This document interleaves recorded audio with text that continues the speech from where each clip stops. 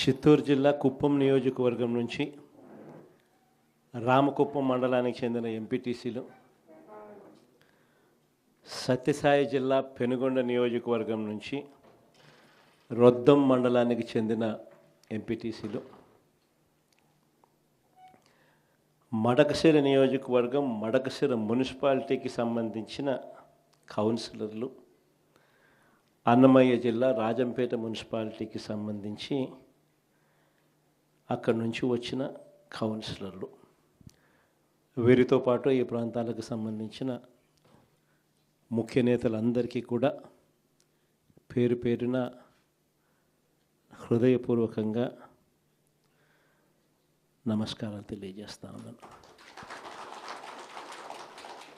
ఈరోజు మీరంతా కూడా తెగువ చూపించిన పరిస్థితుల మధ్య మిమ్మల్ని అందరినీ అభినందిస్తూ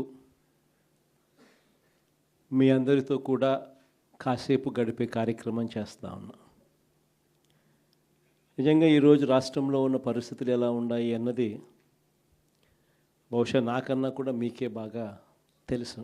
రాష్ట్రంలో ఈరోజు విలువలు లేని, విశ్వసనీయత లేని, ప్రజాస్వామ్యాన్ని కూనీ చేస్తూ ఉన్న పరిస్థితుల మధ్య రాజకీయాలు జరుగుతూ ఉన్నాయి. ఇలాంటి చెడిపోయిన ఈ రాజకీయ వ్యవస్థలో తులసి మొక్కల్లా ఎంపీటీసీలమైన, జెడ్పీటీసీలమైన, కౌన్సిలర్లమైన అయ్యా చంద్రబాబు మమ్మల్ని చూసి నేర్చుకో రాజకీయాలు ఎలా చేయాలి అని చెప్పి తెగువ చూపించి రాజకీయాలకు అర్థం చెప్పి గట్టిగా నిలబడిన మీ అందరికీ కూడా మీ జగన్ హ్యాట్స్ ఆఫ్ చెప్తూ సెల్యూట్ చేస్తా ఉన్నాను. కారణం ఏమిటంటే రాజకీయాలలో ఉన్నప్పుడు విలువలు ఉండాలి. రాజకీయాల్లో ఉన్నప్పుడు విశ్వసనీయత అన్న పదానికి అర్థం తెలిసి ఉండాలి. ఈ రెండింటికి కూడా అర్థం తెలియని వ్యక్తి ఎవరైనా ఈ రాష్ట్రంలో ఉన్నారు అని అంటే అన్ఫార్చునేట్గా అది ఈ రాష్ట్ర ముఖ్యమంత్రి అని చెప్పడానికి నిజంగా ఈ రాష్ట్ర పౌరుడిగా నేను తలదించుకోవాల్సిన పరిస్థితి. అంతగా దిగజార్చినడు ఈ పెద్ద మనిషి రాజకీయాలను. ఈరోజు రాజకీయాలలో ఇటువంటి దారుణమైన పరిస్థితులు కూడా చూడాల్సి వస్తుందని నేను ఎప్పుడు అనుకోలే.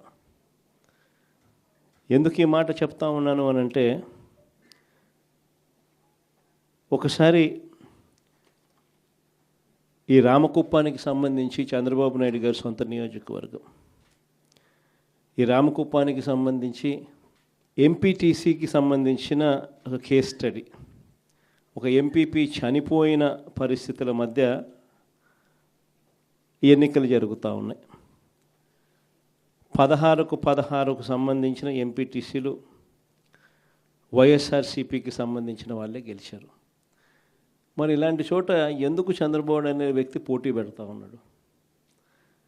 గెలవడం అన్నదానికి మీనింగ్ ఎక్కడుంది? గెలవలేము అన్న సంగతి తెలుసు.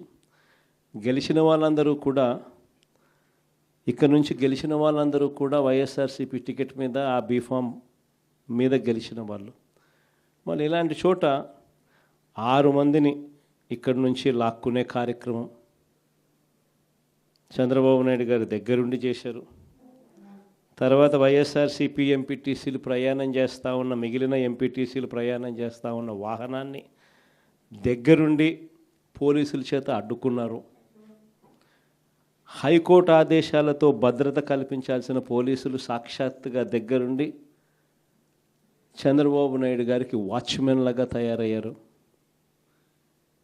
చివరికి కోరం లేకపోయినా కూడా 6 మంది సభ్యులు మాత్రమే చంద్రబాబు నాయుడు గారి ప్రలోభాలకు లొంగి అటువైపున వెళ్ళిన పరిస్థితుల మధ్య కూడా ఏకంగా డిక్లేర్ చేసుకున్నారు అధికారుల చేత. ఇలాంటి రాజకీయ వ్యవస్థతో మనం పోటీ చేస్తూ ఉన్నాం. సత్యసాయి జిల్లా పెనుగొండ నియోజకవర్గం రొద్దం మండలం, ఇక్కడ కూడా పరిస్థితి చూస్తే ఎలా ఉంది అని అంటే, ఏకంగా 15 ఎంపీటీసీలకు 15 ఎంపీటీసీలు వైఎస్ఆర్సీపీనే గెలిచింది. మళ్ళీ ఇక్కడ పోటీ పెట్టే పరిస్థితి మామూలుగా ఎవరు చేయకూడదు. ఇక్కడ కూడా ఎంపీపీ చనిపోయిన పరిస్థితుల మధ్య ఇక్కడ ఎంపీపీని ఎన్నుకునే ఉప ఎన్నిక జరుగుతూ ఉంది. ఇక్కడ కూడా తారుమారు చేయడానికి చాలా కష్టపడ్డాడు.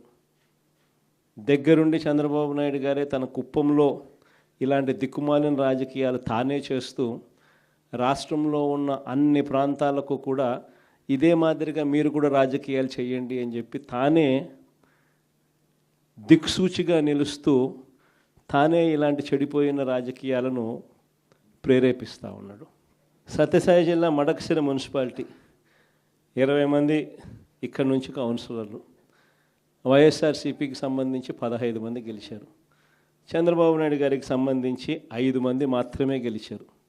పాపం ఎస్సీ కాన్స్టిట్యున్సీ లక్కప్ప లాంటి పాపం ఒక చిన్న కార్యకర్త అక్కడ నుంచి మన పార్టీ తరఫున ఎమ్మెల్యేగా నేను ఎస్సీ కాన్స్టిట్యున్సీ ఇలాంటి చోట కూడా ప్రలోభాలు పెట్టి ఆ కౌన్సిలర్లను లాగాలి అని చెప్పి విశ్వ ప్రయత్నం చేస్తూ ఉన్నాడు అని అంటే రాష్ట్ర చరిత్రలో ఎవడు ఉండడు ముఖ్యమంత్రి స్థానంలో.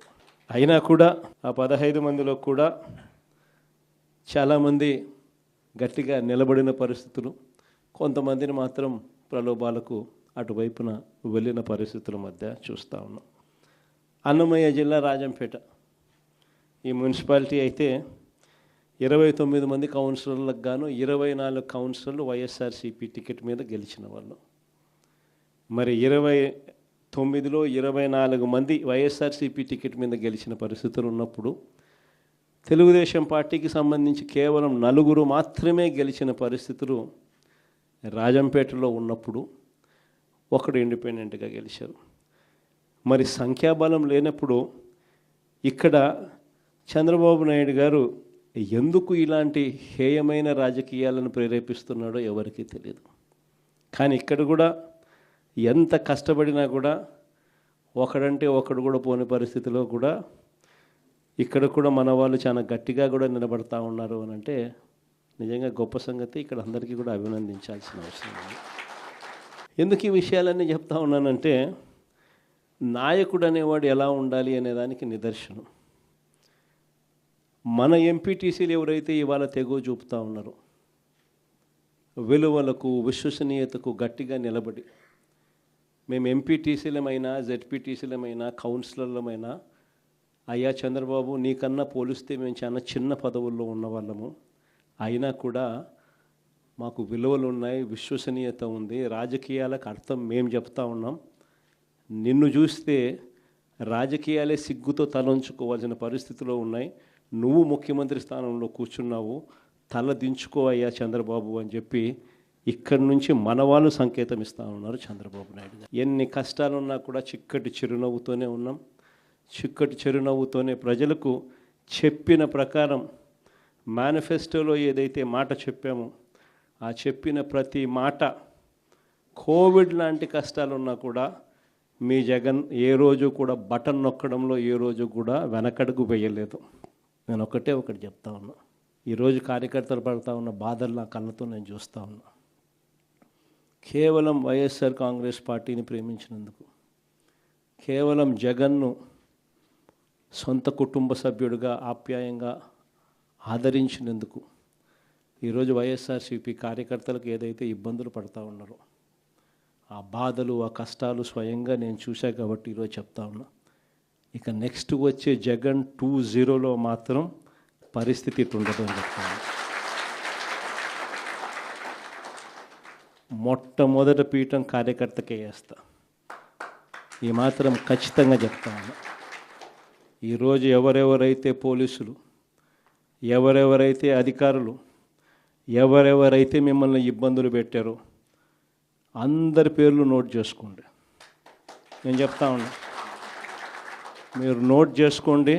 ఒక్కొక్కడిని మాత్రం యూనిఫామ్కు ఉన్న వాల్యూ ఏమిటి అనేది వాళ్ళకి అర్థం కావాలి. యూనిఫామ్ అంటే ప్రజలకు మేలు చేయడం కోసం యూనిఫామ్, అంతేగాని అధికారంలో ఉన్న వాళ్ళ కోసం సలాములు కొడుతూ గులాంగిరి చేస్తూ ఇటువంటి చిత్రహింసలు పెట్టే కార్యక్రమం ఈరోజు అయితే ఏదైతే జరుగుతూ ఉందో దీనికి తెర పడాలి అని అంటే ఏదైతే నువ్వు విత్తినావో అది ఎలా పండుతుంది అనేది నీకు తెలిస్తేనే ఇంకొకసారి నువ్వు ఆ విత్తనం ఎత్తడానికి నువ్వు భయపడే పరిస్థితిలోకి నువ్వు వచ్చినప్పుడే ఇది జరుగుతుంది. కాబట్టి ఈసారి మాత్రం ఖచ్చితంగా ఆ మెసేజ్ ఖచ్చితంగా పోతుంది.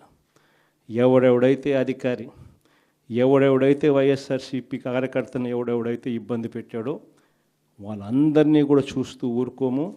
చట్టం మీద దోషులుగా నిలబెడతాము.